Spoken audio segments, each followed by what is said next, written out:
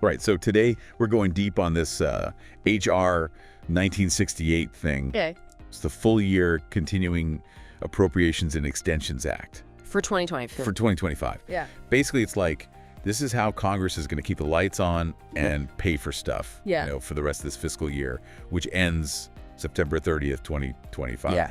To really get into this, we've got like the actual bill straight from the House Committee on Rules website. Okay. This is from March 8th, 2025. Right. And then we've got the Congressional Budget Office cost estimate. Their analysis. Yeah, their analysis, breaking it all down. Yeah. So what we want to do is help you, the listener, figure out the big money stuff and the big policy choices they're making in this act. Yeah. Without getting lost in all the little details, Absolutely. Cut through the noise and get to the heart of it. Yeah, where's the money going and what are they extending? Exactly. That's the key. So, the first thing to know is this act is kind of like a three-part story, Okay. You got Division A, that's like the main course. Okay. The full year Continuing Appropriations Act itself. The meat and potatoes. Exactly. Okay. Then you got Division B, which is all about health stuff. Okay. Mostly extending programs that are already out there. Gotcha. And then Division C, that's like the miscellaneous. Shawl. Yeah, the other matters category. Okay. All sorts of different policy tweaks and extensions. Okay, so it's interesting right away how these different parts kind of work together, right? Yeah, it's like a puzzle. Yeah. They're making sure the government keeps running and they're addressing specific things that are going on. Right, right. It's all connected. So let's jump right into Division A. Okay. This is where they decide how much money goes, where. The money trail. Yeah, the money trail, exactly. So the general approach here is most government agencies are going to keep getting the same amount of money as they did in fiscal year 2024. And the rules and conditions for that money are the same as they were in those 2024 bills. Exactly. So for a lot of the government, it's like they just hit the repeat button on last year's budget. Kinda, but it's not quite that simple though, because Yeah. Division A also makes really specific changes to the money for certain things. And these exceptions are what we really want to focus on because they show us where Congress is actively choosing to do something different than what they did in 2024 for the rest of this fiscal year. Okay. These are the things that kind of give us a clue about what they're thinking, Yeah. What's important to them. Exactly. Okay, so let's look at some examples. Okay. In the agriculture section. The Agricultural Research Service for buildings and facilities gets $0, flat zero. Wow. That's a pretty big statement. Definitely sends a message. Yeah. But then you've got Animal and Plant Health Inspection Service. Their salaries and expenses are set at $11,114,750,000. And the Food Safety and Inspection Service gets $1,214,009,000. Okay. So you can see right there. Yeah. It's not just copy and paste from last year. That's right. Some things are different. And that zero for the agricultural research facilities, that's a big deal. Are they moving away from putting money into buildings and stuff for research? Right. Maybe they want to do different kinds of research, or maybe they just want to wait on those building projects. Yeah. It makes you wonder what it means for agricultural research in the long run, Definitely a question mark there. Okay, so moving on. Okay. Commerce, Justice, Science, National Institute of Standards and Technology, their scientific and technical research and services. Okay. They get $857,159,000. Right. And then you've got the Office of Justice Programs. Their state and local law enforcement assistance Yeah. gets a huge amount, $2,033,000. Wow. And the bill actually even says how some of that money. Oh, really? Yeah. Interesting. Yeah, it mentions specific allocations within that amount. Huh.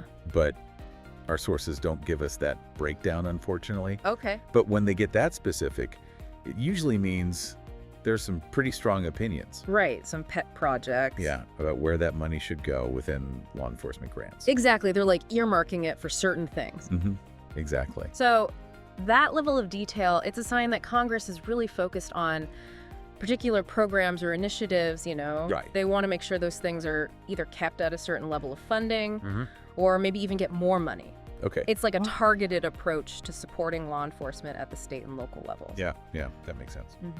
All right, so let's talk defense. Okay. We said earlier that they're generally sticking with 2024 funding levels. But Title IV of this act, it's like super detailed lists. Oh, wow. Yeah, of all the different accounts and how much money each one gets. It covers everything. Like what? Like military personnel, how much they're paid, their benefits, operation and maintenance costs, procurement, which is buying new equipment, and all the research and development they do. So it's like the whole 9 yards. It is. It really shows you how massive and complicated defense spending is. Yeah, no kidding. Just one example, shipbuilding and conversion, Navy, that gets a whopping $33,331,952,000. That's a lot of zeros. It is a lot of zeros. Wow. And within that, they have money specifically for things like the Columbia-class submarine, Oh, wow. the Virginia-class submarine, Okay. and the DDG-51 destroyer. So it's not just a big pot of money. Yeah. It's like allocated for specific ships. Yeah, very specific. Interesting. Yeah, it shows you they're thinking long-term, Yeah, absolutely. even with this temporary funding bill. Because those ships take years to build. Exactly. That's a long-term investment. So then we get to energy and water. Okay. And this is where things get interesting again. How so? Well, you've got the Department of the Interior, the Bureau of Reclamation, their water and related resources. They get $1,710,806,000. Right. But then the Department of Energy for energy projects, $0. Whoa, another zero. Another zero, that's a big one. That's a head scratcher. Yeah, what energy projects were they funding in 2024 that they're not continuing now? Right. What changed? Yeah, it makes you think about their priorities for energy policy, right? Definitely. Like maybe they're shifting gears, or maybe there was some disagreement, and those projects are on hold for now. Yeah, it could be. Okay, financial services and general government. All right. Election Assistance Commission for election security grants. Okay. They get $15,000. With all the talk about election integrity these days, that number might make some people wonder if it's enough. Yeah, it's not a huge amount. No. Especially given the importance of, secure elections. Right. Then there's the General Services Administration, their federal buildings fund. Okay. That gets a lot, $9,308,000. Wow. And they even say specifically that some of that is for the day-to-day operations of federal buildings. Okay. But then here's the interesting part. What's that? They have $0 for General Services Administration pre-election presidential transition.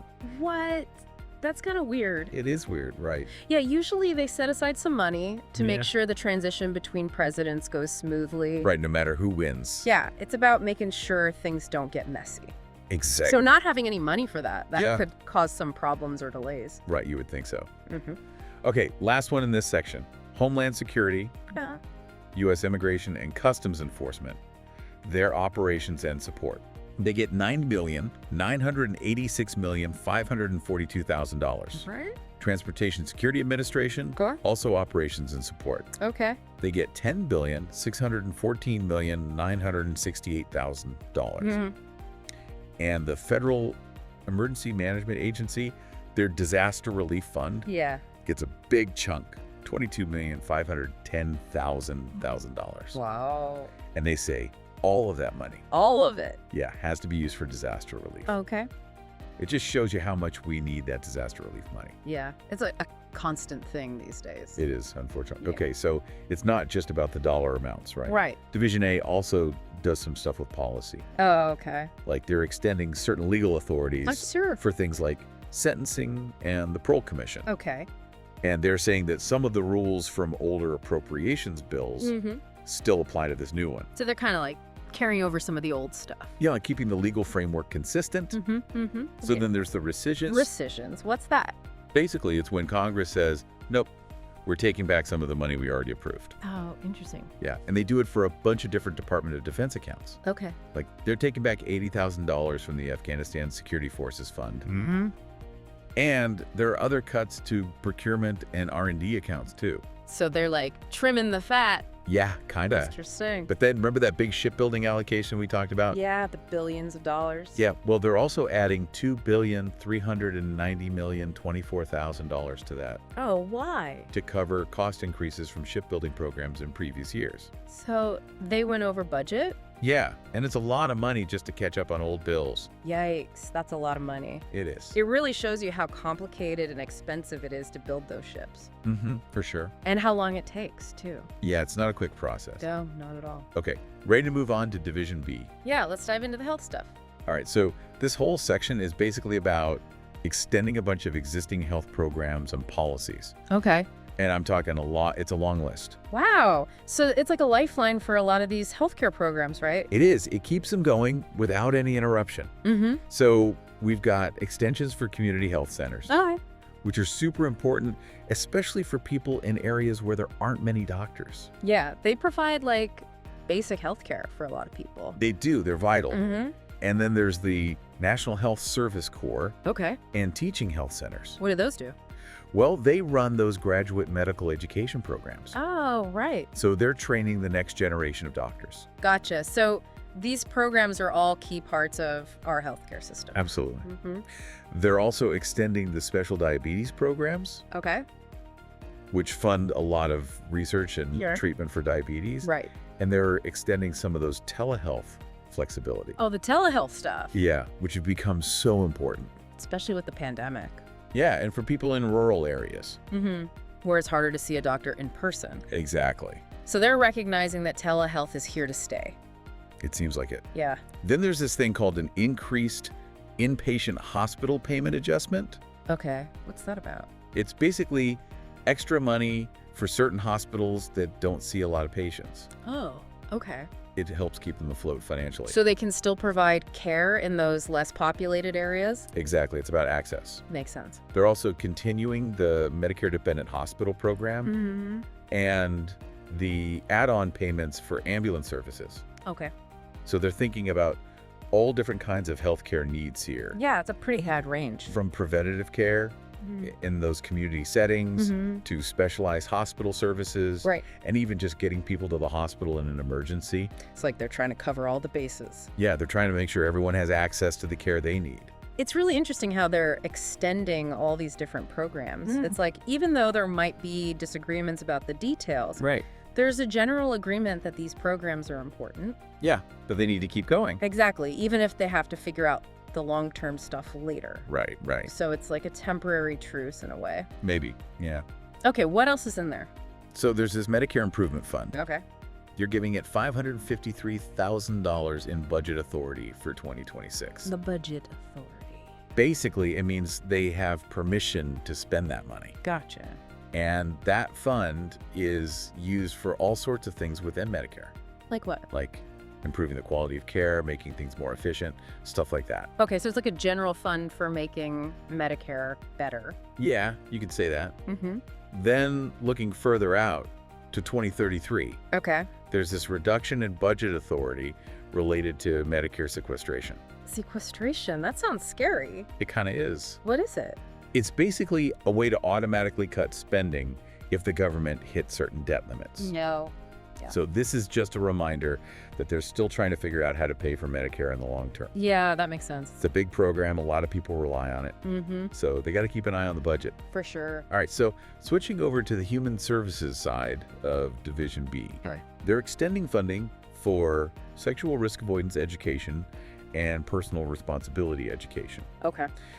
These programs, they're not as big as Medicare, budget-wise, Right. but they definitely reflect some of the ongoing debates about social issues and health. Yeah, like what role the government should play in those things. Exactly. Yeah. And by extending them, it means Congress is basically saying they want to keep doing things the way they are, at least for now. Okay, so they're punting the decision down the road. Yeah, you could say that. Got it. And then last thing in the health section, Okay. there's this delay in the reductions to Medicaid DSH payments. Yeah, it stands for Disproportionate Share Hospital.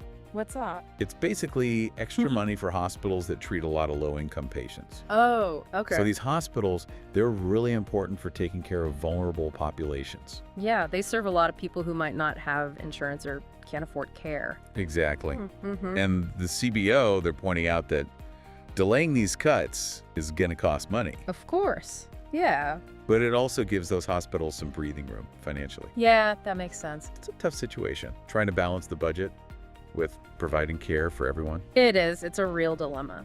All right, ready to move on to the last section. Yeah, let's tackle Division C. This one's called Other Matters. Catch-all. Yes, Joel. Catch, exactly. So what's in the glab bag this time? Well, it's basically a bunch of things that don't fit neatly into the other categories. Okay, so it's like the miscellaneous stuff. Yeah, but it's still important. Of course, it's all part of the puzzle. Exactly. So what kind of things are we talking about? So they've got stuff about the Commodity Futures Trading Commission, Okay. specifically their whistleblower program. Whistleblowers. Yeah, so this program encourages people to report if they see something shady going on with commodities trading. Oh, okay, so it's like keeping the markets honest? Yeah, exactly. Makes sense. Then there's a whole section about protecting places and stuff from unmanned aircraft. Unmanned aircraft, you mean drones? Yeah, drones. Huh, interesting. It shows you how worried they are about drone security these days. Yeah, I guess they can be used for all sorts of things. It can. Both good and bad. For sure. So they're trying to stay ahead of the curve on that. Exactly. What else? There's this thing called an additional special assessment, Okay. but our sources don't say what that's about. Mysterious. Yeah. We'll have to do some more digging on that one. All right. They're also reauthorizing the National Cybersecurity Protection System.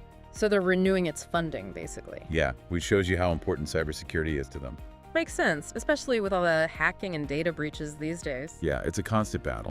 And then one of the big things in this section is an extension of the temporary order for fentanyl-related substances. Fentanyl, that's the really dangerous opioid, right? Yeah, it's a big problem. A lot of people are overdosing. Like they're extending the restrictions on it. Yeah, it's part of the effort to fight the opioid crisis. Makes sense. It's a serious public health issue. It is, for sure. So that cybersecurity reauthorization, that's a big deal, right? It is. It shows they're really concerned about those cyber threats. And it's not just a one-time thing. It's like an ongoing effort. Yeah, they're constantly trying to keep up with the bad guys. Right, because the threats are always changing. Exactly. And that fentanyl extension, that's obviously crucial too. Yeah, got to do everything they can to stop those drugs from getting out there. Absolutely. Okay, so there's this important detail about divisions B and C. Okay. The Act says they're considered authorizing legislation, which means they're subject to these things called pay-as-you-go procedures. Pay as you go, what's that? Basically, it means that if these divisions end up costing more money, or if they cut taxes or something, Okay. then Congress has to find a way to offset that Offset, like how? by cutting spending somewhere else, or finding new ways to raise revenue. So it's like a balancing act. It is. It's supposed to keep them from adding to the deficit. Gotcha. But here's the catch. What's that? The Act also says that the budget effects of these divisions are excluded from certain pay-as-you-go scorecards. So they don't count towards the total. Yeah, basically. Huh, that's interesting. It's like a loophole. Kind of. Yeah, it can make it easier to pass these extensions and stuff. Since they don't have to find those offsets right away. Exactly. Hmm. Clever. All right, so let's look at the big picture, the overall cost of all this. Okay, show me the numbers.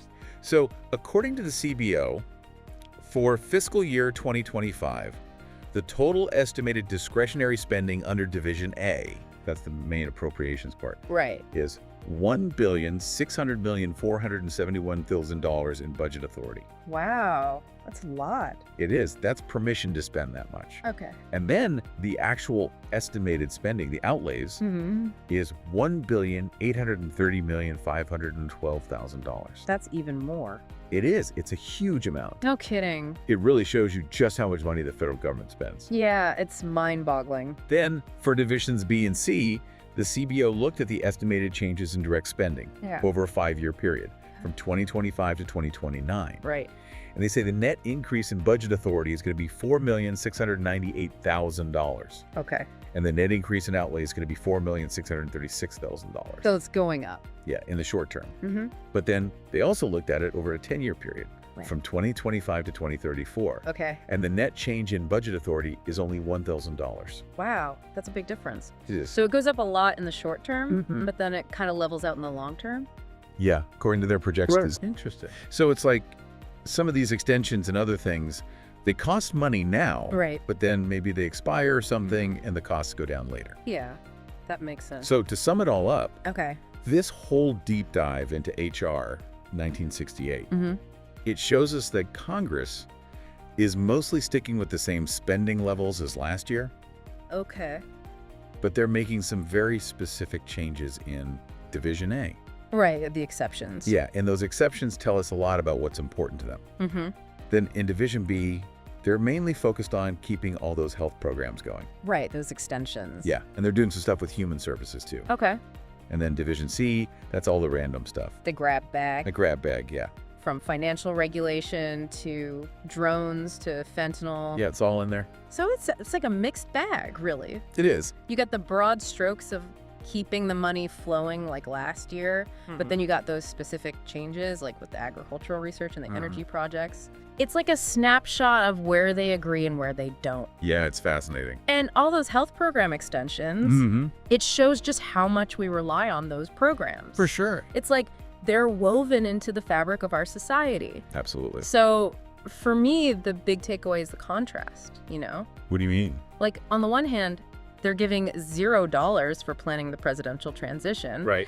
But then they're pouring billions into shipbuilding. Yeah. It's like two completely different approaches. It is. It shows you how complicated the government is. Yeah, and how many different things they have to think about. So It's like they're juggling a million balls at once. So for you, the listener, the key thing to remember is that this act is basically the blueprint for how a big chunk of the government is going to run. Yeah, and understanding the details, it's like you can see what Congress is focused on right now, what their priorities are. Right. And it can help you understand the debates that are coming up. Yeah, because these are just temporary extensions. Exactly. Eventually, they're going to have to figure out the long-term solutions. And that's where it gets really interesting, It does. because that's when the real decisions are made. So if anything we talked about today piqued your interest, Yeah, like those election security grants or the shipbuilding programs. those health extensions. Yeah, any of that stuff, go check out the full bill or the CBO report. Yeah, we just scratched the surface here. There's so much more to explore. Kind of like a rabbit hole. It is. You can go as deep as you want. So here's a question for you to think about. Okay, maybe. Given that the government uses these continuing resolutions all the time, what are the pros and cons of that approach? That's a good question. It really makes you think about how our government works. Right? Yeah, it's like, are they kicking the can down the road? Maybe. Or is it a necessary evil? That's the debate. And it's one worth having. Absolutely.